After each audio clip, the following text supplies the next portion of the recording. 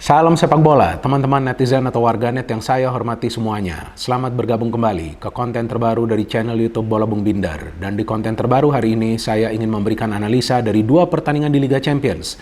Yang pertama antara Bayern Munchen versus PSG, yang berakhir untuk kemenangan Bayern Munchen dengan skor 2-0. Dengan kemenangan ini berarti Bayern Munchen lolos ke babak perempat final dari Liga Champions dengan skor agregat 3-0. Dan pertandingan kedua antara Tottenham Hotspur versus AC Milan, yang berakhir dengan hasil imbang 0-0. Dengan hasil akhir ini berarti AC Milan lolos ke babak perempat final dengan skor agregat 1-0. Dan untuk pertama kalinya AC Milan kembali lolos ke perempat final dari Liga Champions sejak tahun 2012. Dan sebetulnya apa sih kunci sukses dari Bayern Munchen dan juga AC Milan sehingga mereka bisa lolos ke babak perempat final dari Liga Champions musim ini? Padahal lawan mereka juga adalah tim yang kuat. Kalau menurut saya teman-teman adalah dari sistem permainan masing-masing klub. Jadi bagi sebuah klub teman-teman yang ingin sukses di Liga Champions, mereka perlu punya sebuah sistem permainan yang bisa mereka andalkan di setiap pertandingan. Seperti juga yang dilakukan oleh para pemain Real Madrid dan sebelumnya juga oleh para pemain Chelsea dan juga Bayern Munchen ketika mereka menjadi juara pada tahun 2020. Jadi sistem permainan ini perlu dipahami oleh para pemain. Dan biasanya sistem permainan ini akan sedikit dimodifikasi oleh masing-masing pelatih ketika mereka bermain away dan ketika mereka bermain home untuk bisa mendapatkan hasil akhir yang positif. Pertama-tama saya ingin membahas pertandingan antara Munchen versus PSG. Yang kita tahu di leg pertama Munchen tuh sudah menang dengan skor 0-1, betul kan teman-teman? Dan juga di leg pertama tersebut ketika bermain di Paris, para pemain Munchen yang mendominasi jalannya pertandingan. Kenapa bisa seperti itu? Karena para pemain Munchen bermain dengan sistem pressing, passing, dan pace.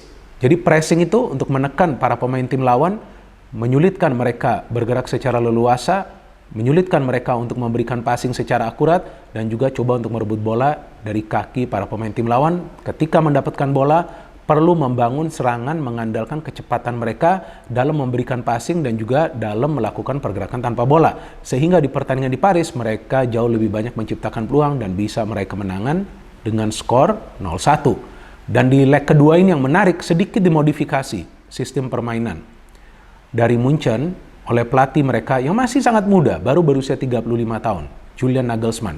Yakni tampak jelas dia meminta para pemain Munchen bermain dengan level kesabaran yang tinggi. Meskipun mereka bermain di kandang sendiri, walaupun mereka sudah menang di leg pertama dengan skor 0-1, tapi jangan bermain terbuka, sebab itulah yang bisa dimanfaatkan oleh para pemain PSG dengan quick counter mereka. Jadi di pertandingan leg kedua ini yang saya lihat teman-teman, para pemain Munchen mengandalkan mid block dengan kombinasi high line of pressing sesekali saja. Jadi ketika mereka mengandalkan sistem pressing yang berbeda, tentu ini juga membingungkan para pemain PSG untuk membangun serangan dengan cara mereka mengandalkan umpan-umpan terobosan. Maka itu dari segi peluang, PSG tidak bisa menciptakan banyak peluang yang berbahaya. Oke lah, memang mereka hampir saja mencetak gol, tapi itu kan karena ada kesalahan dari Sommer. Yang ketika dia terlalu lama menguasai bola kan, terus dia dipres oleh Hakimi dan Vitinha, hampir saja itu mencetak gol jika De Ligt tidak menghalau bola dari garis gawang. Jadi memang tampak jelas para pemain dari PSG itu tidak bisa mendapatkan ruang, bukan saja di area pertahanan dari Munchen, tapi juga di lini tengah. Karena para pemain Munchen ini kan seperti yang tadi saya katakan, mereka bermain dengan kombinasi pressing. Kadang-kadang main tinggi, pressing, kadang-kadang nunggu di tengah.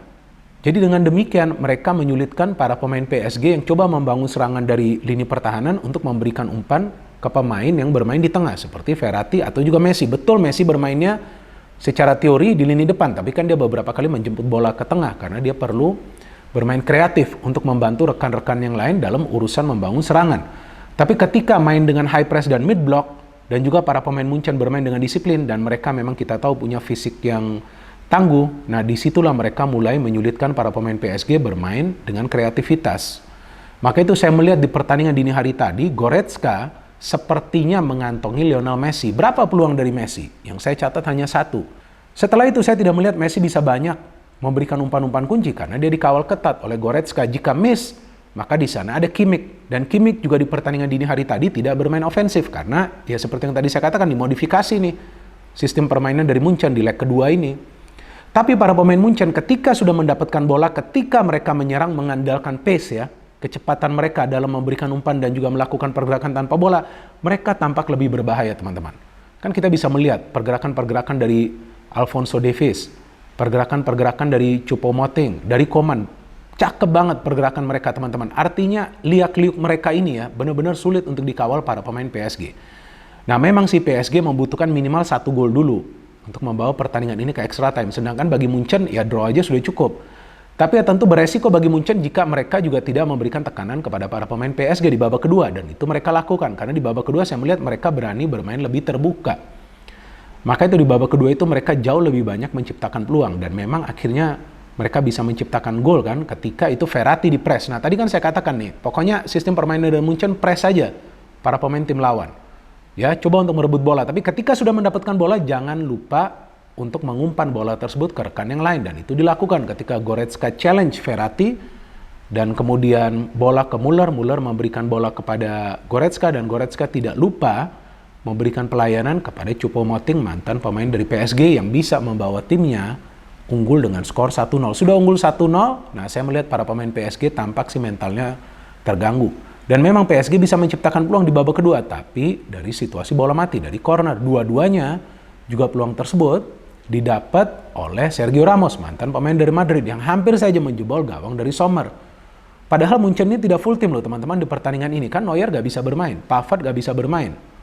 Dan juga pelatih Nagelsmann menyimpan dulu Sané, Mane, dan juga Gnabry di bangku cadangan. Gila gak? Tetap saja Munchen mainnya rapi banget di pertandingan dini hari tadi. Yes, mereka gak bermain total attack ya. Buat apa? Sudah unggul 1-0 di leg pertama. Yang penting berhati-hati membangun serangan. Jangan sampai memberikan peluang kepada para pemain PSG untuk membangun counter. Apalagi kita tahu mereka punya Mbappe di depan yang mengandalkan kecepatan. Ya, mengandalkan aja terus kecepatan kamu, ya kan? Coba juara Liga Champions. Kan susah kan? Nah, salah sendiri kenapa gak pindah ke Madrid waktu ada kesempatan. Ya mungkin memang Mbappe maunya juaranya di Liga 1 aja ya teman-teman ya. Tapi ya itulah sekarang kita melihat penyesalan kan datangnya kan belakangan. Walaupun saya yakin nanti dia akan mengatakan gak ada masalah tersingkir. Mereka akan fokus di Liga Domestik. Tapi ya kalau fokus di Liga Domestik itu kan sudah biasa bagi PSG. Mereka kan tentu punya target untuk menjadi juara di Liga Champions. Karena materi pemain mereka ini bagus. Dari penjaga gawang ke lini belakang, ke lini tengah, sampai ke lini depan. Tapi yang diperlukan adalah sistem permainan. Saya tidak melihat ada sistem permainan dari PSG. Nah, saya gak yakin juga pelatih mereka nih, Galtier akan lama bertahan di PSG nih. Karena meskipun dia melakukan pergantian pemain, tapi skema permainan dari PSG ini gak dirubah. Artinya selalu mengandalkan Messi dan juga Mbappe dalam membangun serangan. Sepak bola itu kan mengandalkan 11 pemain, bukan hanya 2 pemain. Nah, bisa terlihat perbedaannya ketika Nagelsmann melakukan serangkaian pergantian pemain dengan memainkan Sané, Mane, dan juga Gnabry. Lebih berbahaya kan serangan dari Munchen, sehingga akhirnya mereka bisa mencetak gol kedua melalui proses counter attack. Cepat banget nih counter dari Munchen. Dan ketika Gnabry mendapatkan bola, nah dia bisa melakukan finishing yang sempurna untuk membawa timnya meraih kemenangan dengan skor 2-0. Dan dengan kemenangan ini berarti Bayern Munchen selalu menang di setiap pertandingan Liga Champions mereka teman-teman. Dan tahu gak, mereka 7 kali mencatat clean sheet dan hanya kebobolan 2 gol dari 8 pertandingan terakhir. Luar biasa tim ini. Ya kita tunggu nanti apakah mereka bisa gak minimal lolos ke final dulu dari Liga Champions. Kalau sudah lolos ke final, tentu peluang mereka untuk menjadi juara sangat besar. Dan sekarang pertandingan kedua yang ingin saya bahas adalah antara Tottenham Hotspur versus AC Milan. Nah AC Milan juga sama nih, mengandalkan sistem permainan di leg kedua ini.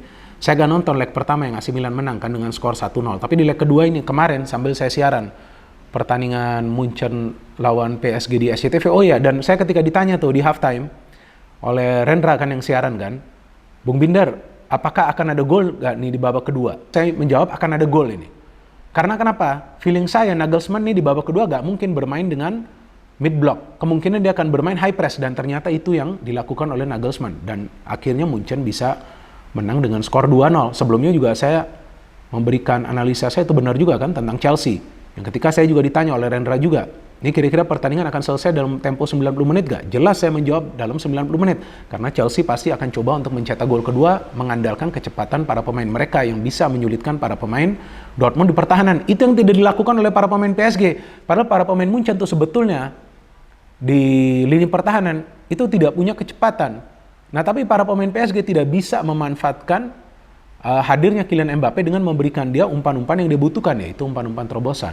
Nah sekarang kembali lagi ke match kedua ya, antara Tottenham Hotspur versus AC Milan. Nah ini juga AC Milan bermain dengan sistem permainan. Apa sistem permainannya? Pokoknya sistem permainannya mengandalkan mid dan low block, menunggu di tengah dan juga di lini pertahanan. Dan itu gak salah. Karena mereka sudah unggul di leg pertama dengan skor 1-0. Jadi Milan ini sebetulnya tidak bermain totally defensif. Tapi yes, Milan bermain defensif karena mereka tahu tim tuan rumah mengincar kemenangan. Perlu mencetak minimal 1 gol dulu untuk membawa pertandingan ini ke extra time. Kalau bisa mencetak 2 gol atau menang dengan selisih 2 gol di tempo 90 menit. Maka itu mereka berhati-hati, dan saya melihat ada pemain muda mereka, Malik Thiaw ya, kalau nggak salah namanya, luar biasa pemain ini. Saya baru lihat permainan dia di pertandingan dini hari tadi ya teman-teman, kan saya sambil nonton streaming tuh ya, sambil saya mengamati juga pertandingan dari Munchen. Bagus banget pemain ini. Dia tidak banyak melakukan pelanggaran, oke lah dia mendapatkan 1 kartu kuning tuh jelang pertandingan berakhir karena tactical foul kepada Højbjerg ya. Tapi bagus banget pemain ini sampai dikantongi Harry Kane. Bisa buat apa Harry Kane? Hanya mendapatkan 1 peluang yang berbahaya ketika dia menyundul bola dan bisa di-save oleh Mignon. Jadi para pemain Milan memilih untuk bertahan, tapi ketika mendapatkan bola, jujur nih saya mengatakan teman-teman, counter dari AC Milan nggak ada obatnya di pertandingan dini hari tadi. Sayangnya finishing mereka tidak sebaik counter attack yang mereka rancang, karena sebetulnya dari segi peluang mereka jauh lebih banyak peluang daripada tim tuan rumah. Aneh gak? Ya jelas dong aneh, karena kan tim ini bermain bertahan.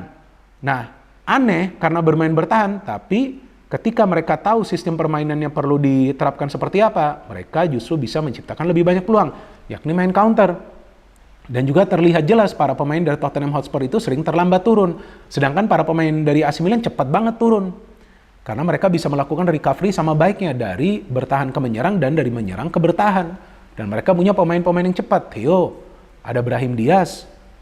Betul gak? Giroud cukup baik mencari ruang di depan. Ada Rafael Leao, ada juga Junior Mesias di babak pertama yang sebetulnya bisa lah seharusnya mencetak 1 gol, tapi 2 peluang dia kan dia miss ya, tidak on target. Brahim Diaz juga mendapatkan 2 peluang di match ini. Giroud juga mendapatkan peluang. Kemudian Origi hampir saja mencetak gol di masa injury time. Shootingnya tuh terkena tiang, umpan dari Theo. Jadi Milan ini bermain efektif, gak perlu bermain cantik juga. Buat apa mau bermain cantik? Jadi kalau kita melihat mereka defensif tapi mereka bisa menciptakan peluang dan kita menganggap itu aneh, artinya kita gak paham bahwa sepak bola itu adalah adu taktik. Dan taktik dari Pioli ini jauh lebih unggul daripada taktik Antonio Conte. Conte meminta para pemainnya menyerang, tapi lihat cara menyerangnya seperti apa. Mengandalkan crossing-crossing saja. Nah, gimana caranya bisa menciptakan banyak peluang yang berbahaya ketika mengandalkan crossing dan para pemain dari tim lawan itu unggul jumlah pemain di lini pertahanan. Karena kan lihat saja ketika nyerang, para pemain Hotspur tuh hanya mengandalkan mungkin 3 pemain, tapi Milan ada minimal 4-5 pemain di belakang. Nah, itu tentu menyulitkan mereka untuk menciptakan peluang yang berbahaya. Maka itu secara keseluruhan mereka cuma bisa menciptakan 3 peluang yang berbahaya. Sedangkan Milan bisa menciptakan total 6 peluang yang berbahaya, teman-teman. Saya mengatakan peluang yang berbahaya bukan berarti semuanya adalah peluang on target. Dan Son sendiri tidak bisa berbuat banyak dengan kecepatan yang biasa dia andalkan. Karena pressingnya cukup baik dari para pemain AC Milan. Bahkan saya melihat nih bahwa performa dari Brahim Diaz nih di pertandingan dini hari tadi tuh sangat baik ya teman-teman ya, karena dia bisa membangun transisi cepat yang memang diperlukan Milan ketika mereka menguasai bola. Richarlison pun masuk tidak bisa berbuat banyak, bahkan dia melanggar Mignon. Jadi Mignon ini juga adalah penjaga gawang yang sangat penting ya di AC Milan ya teman-teman. Kalau dia gak main, saya gak yakin Milan itu bisa mencatat clean sheet di pertandingan dini hari tadi. Jadi Milan bisa menang dengan sistem permainan, dengan mengandalkan defense secara disiplin, mengandalkan counter, bahkan mereka yang lebih banyak menciptakan peluang, membuat para pemain Hotspur frustasi. Hotspur unggulnya tahu gak? Dari segi apa?